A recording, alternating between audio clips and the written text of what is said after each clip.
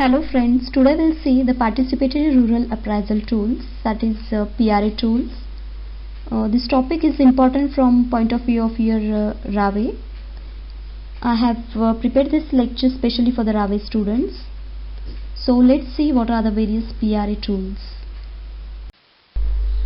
This term PRA has been evolved by the scientist Robert Chambers in the late 1990s. This participatory rural appraisal is a form of an approaching people with a semi-structured tools which can be useful to learn relatively quickly with the rural people about their situation, problems, resources and opportunities. Actually, with the help of these participatory rural appraisal tools, we build up the rapport with the farmers, we interact with the farmers, and we try to maximize or increase their involvement in whatever program we are undertaking, or we can say it helps us to study the situation of the farmers, the condition of the village people or the rural people, or what problem they are facing, what resources they have, and what best things they can do by making the efficient use of those resources. So all these things can be studied with the help of this PRA tool. So there are number of methods and techniques used for PRA. These techniques makes the local people very creative, interactive, and let them think scientifically. This participatory method, they are initiated by means of conversation with the local communities. It increases the interaction with the villagers and helps us to learn from them. These PRA techniques are flexible, low cost, time saving, and it enables us to study the past situation of the farmers or the rural community, the present situation, and it also helps us to predict the future situation. So these are the various PRA techniques. But out of this, we are going to study few important techniques which are useful during your RAWE program. So the first one is semi-structured interview, timeline, participatory mapping. In that, we are going to study two types of map, that is social map and resource map. Then Venn diagram or chapati diagram. Then transect walk, vector scoring, wealth ranking, matrix scoring, seasonality analysis, or we can say as seasonal calendar. Then trend analysis, timeline, flow chart, source diagram, etc. Now we'll see the first PRA technique, that is semi-structured interview. A semi-structured interview is a informal, relaxed discussion based around a predetermined topic. In this, we have to move from very general questions to the main topic while interviewing the farmers or the rural community members. So before starting of the interview, the interviewer should have the small checklist of the issues or the topics on which the questions will be asked or can be based. Then during the interview, the relevant questions can be framed by the interviewer and added in the checklist as to keep the discussion moving on from the point of view to gain more and more information from the farmers or the community members.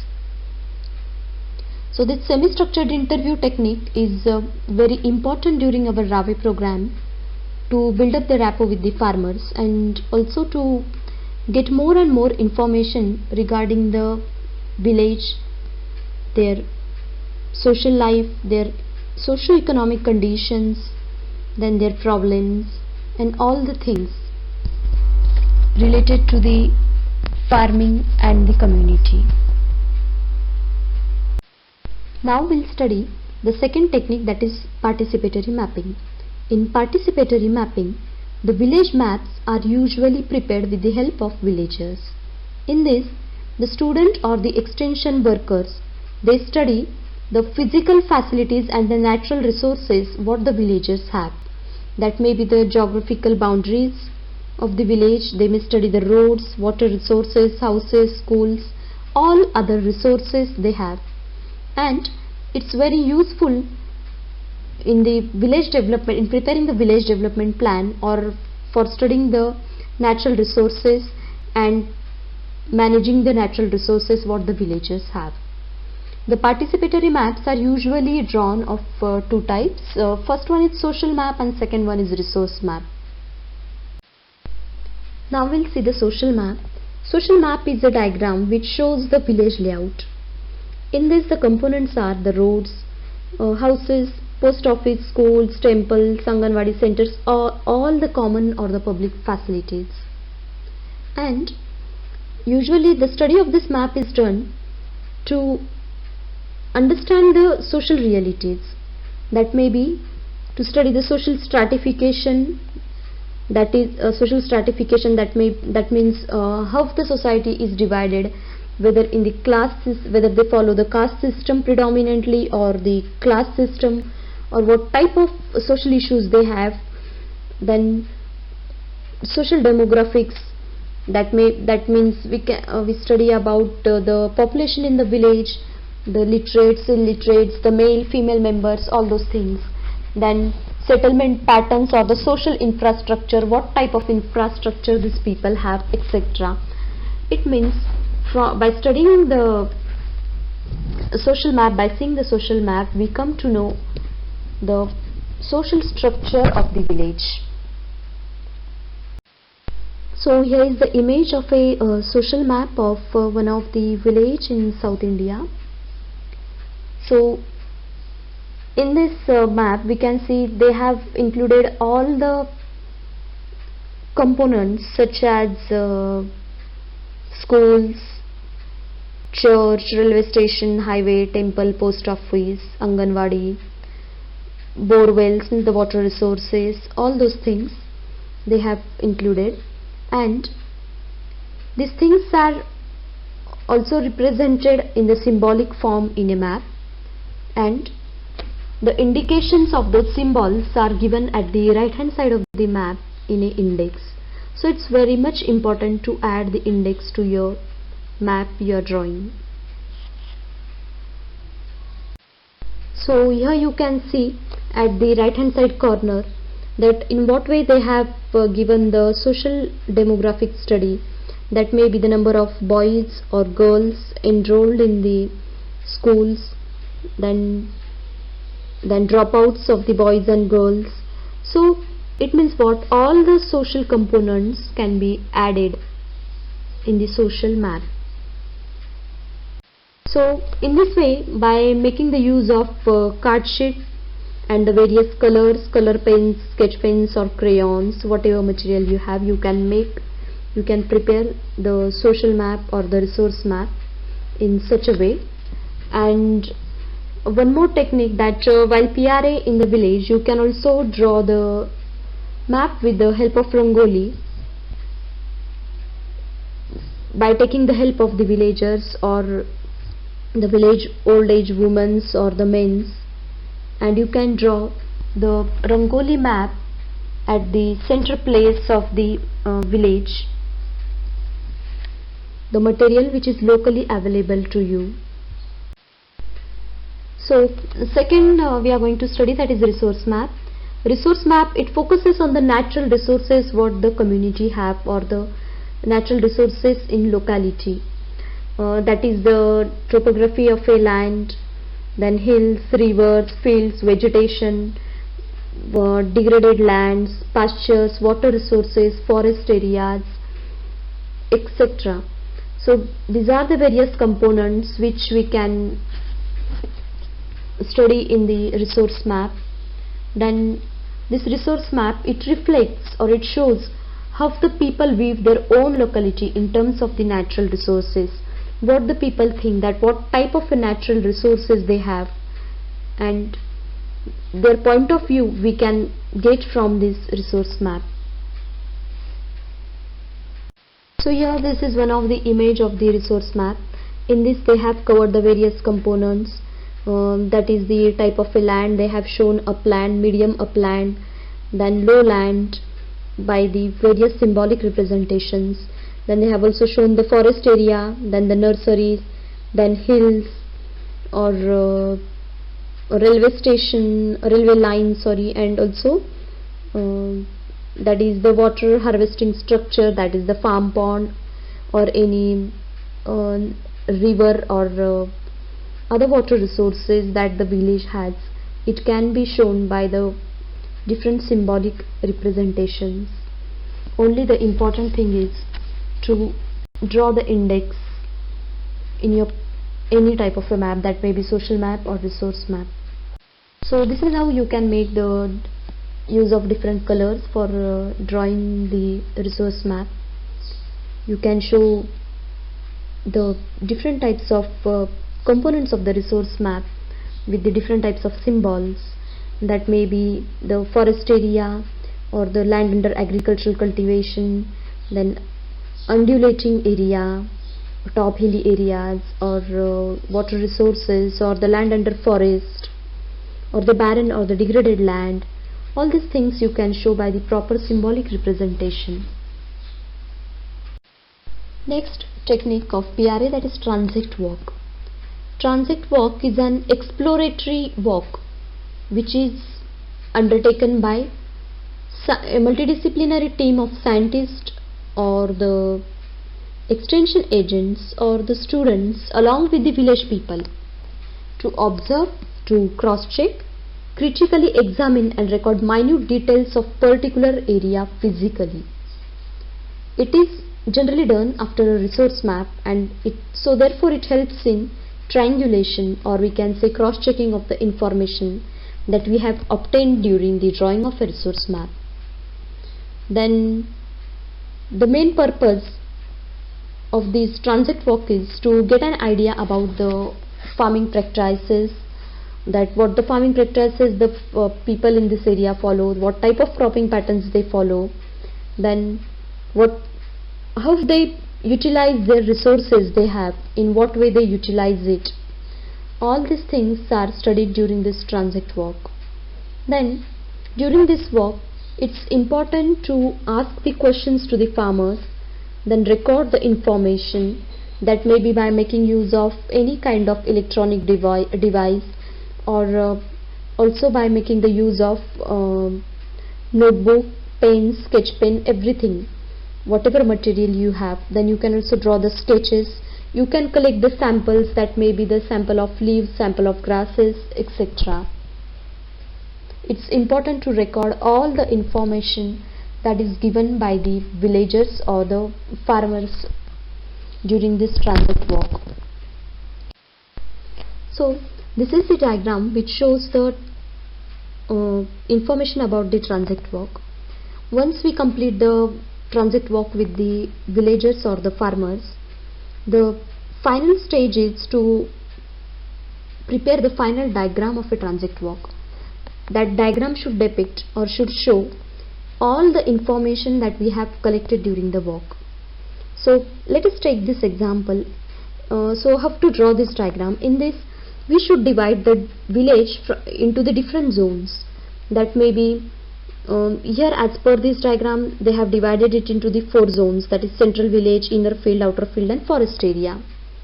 And after these zones we should also divide, or we should also add the components which we are going to study this zone wise.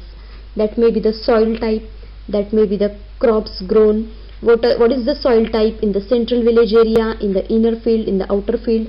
Or here we can, if we take the zones such as central village, northern side of the village, eastern side of the village, southern part of the village, whatever we feel.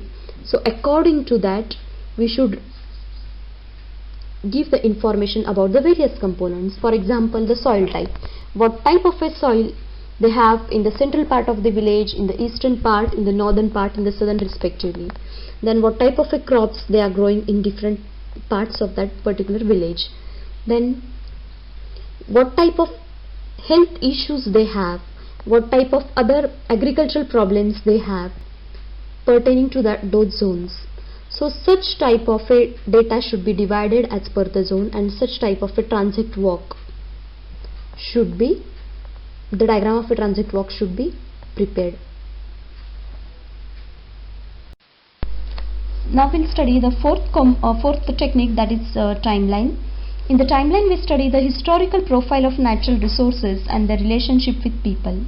It means we study what historical events had been taken place in that particular village, and what changes the villagers have experienced or perceived due to those historical events, what impact they have on their life due to those historical events.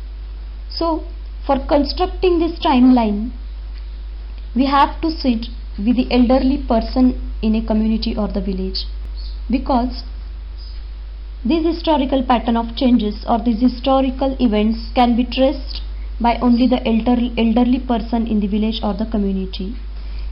He or she, the particular elderly person, may not able to trace the exact time, but they may tell you the approximate year in which that particular event has taken place. So, this particular event, historical event, that may be whether political event, that may be any economical event, or maybe any social event, or that may be any kind of natural disaster, we can say, such as flood, famines, okay, which have caused some kind of a problem, or which had some impact on the social or economical life of the villagers. So timeline is the best participatory method to collect the information pertaining to changes in the forest, then land use, community preference, community problems, socio-economic aspects, or the biodiversity and other developmental activities that has been taken place in the village. This is the example of timeline of one of the village. They have given here the data since 1905. That is the first event they have depicted or showed is construction of irrigation tank. Then what crops they were taking during that time. Then according to them, the next important event was in 1931, that was the drought. Due to that, what impact they shown that the 20 families were migrated from that village. Then the next event was 1940, that is private school building construction of a school. The next event they have shown that is 10 irrigation wells were excavated, which has changed their cropping pattern. Then 1950 the church built. Then in 1954 first sarpanch was elected. Then again in 1960 drought. So similar way, we can take the data from the elderly people from which they remember, from the year from which they remember up to now, up to this 2020. So in the 2020, the major event will be the COVID, the pandemic, which has caused a drastic change in each and everyone's life. That may be the community in the village, community in the city, urban area, everywhere. So that will be the major event of the 2020, that is we can say the pandemic or the COVID situation, which has caused the agricultural loss, economical loss, social loss, all type of losses. So the next technique we are going to study, that is Venn diagram, or it is also called as a chapati diagram. In a Venn diagram, it represents the role of individuals or the institutes and the degree of their importance in the process of decision making and their performance. In this diagram, the size and the distance of circle from center indicates the importance of the facilities to that village, that how important that particular facility is for that village or the community. And the overlapping of the circles, it indicates their interrelationship, what type of interaction they have with each other or with another institutions. So this is the Venn diagram. It represents the importance of the various institute to the village Manoharpur, and it also shows the importance as well as interaction. Here we can see the panchayat office is very important for this village. It is shown by the larger circles and which are in proximity to the village or central circle. The next important institute according to this Venn diagram is Kisan Mandi. Then for this village again they have the important one, that is Anganwadi and temple. And we can see here the smaller circle college. The college is represented in a small circle. It means it has less interaction, or which is less important to the village. As well as the post office, the importance of the post office is also less to these villagers. In this way, the size of the circles and the distance they have from the central circle represents their importance and the interaction of the villagers with those particular institutes. So here there is one more Venn diagram which represents the interaction and influence of the different communities on the lives of the villagers. Here they have shown the community or the villagers in the bigger light green circle and how they are having interaction with these institutes. So Anganwadi, NGO and primary institute and teacher, these circles are overlapping to this community. It means they have the close interaction with these four institutes.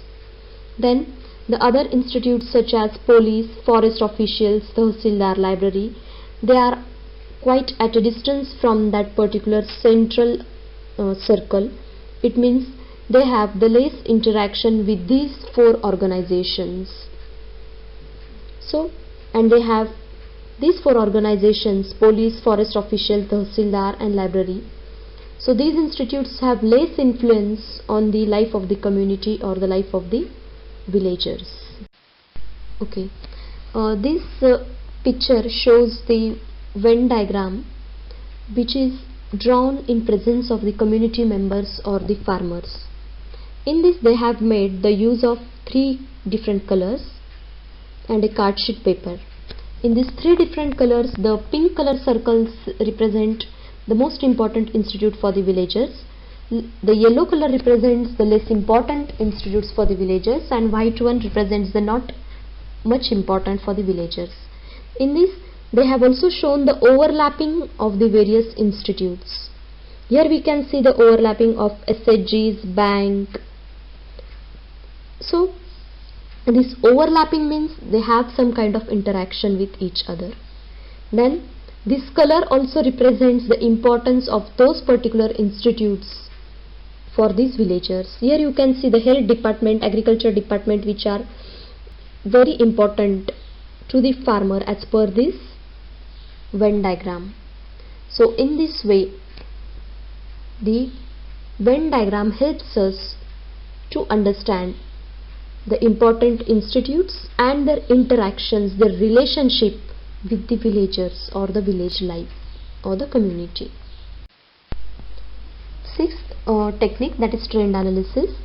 Trend analysis is a participatory technique to record the important positive and negative events that had been taken place in the community or the village, and in this what type of a impact it had on a village, what type of a changes due to those events had been seen in the village are studied in the trend analysis.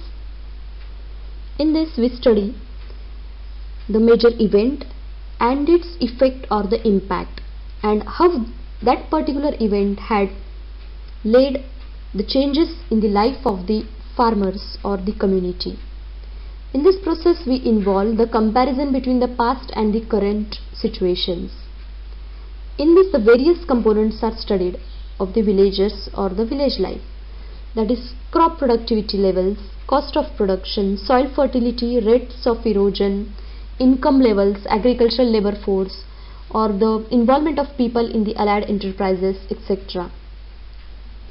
So here this is the diagram which represents the trend analysis.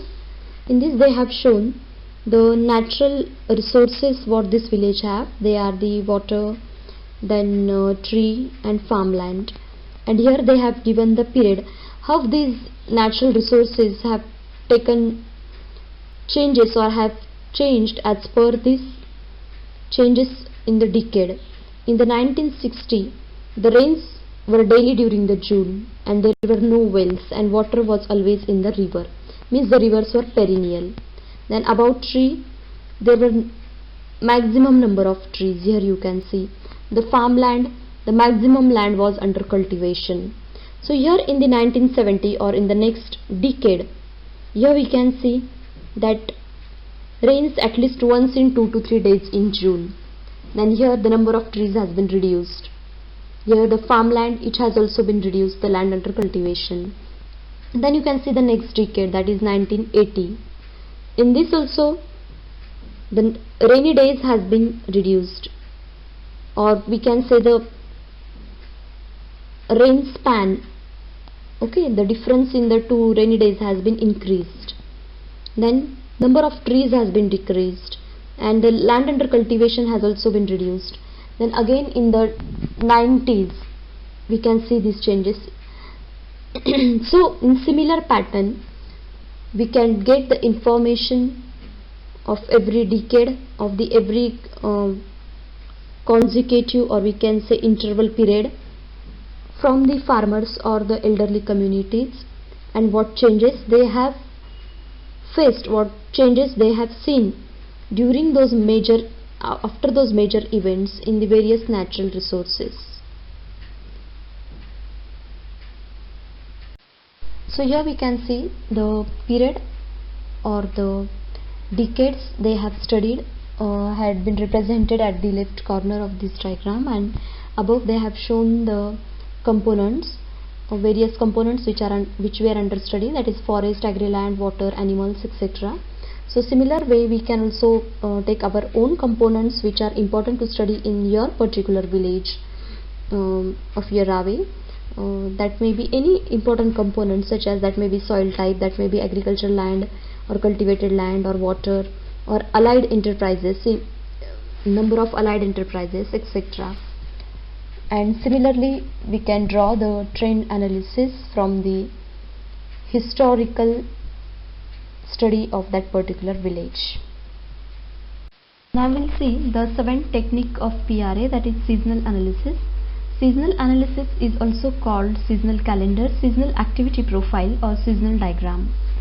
Seasonal diagram is one of the important PRA technique which is used for analysis across the annual cycles, majorly with months or the seasons as the basic unit of analysis. In this we study that what impact does the seasonal variations shows on the regular life of the farmer or the villager. Okay, what impact it shows, what effects it shows, or due to the variations how the life of the farmer or the villager changes. So it is applied to get an insight into the seasonal variation in rural areas related to agriculture.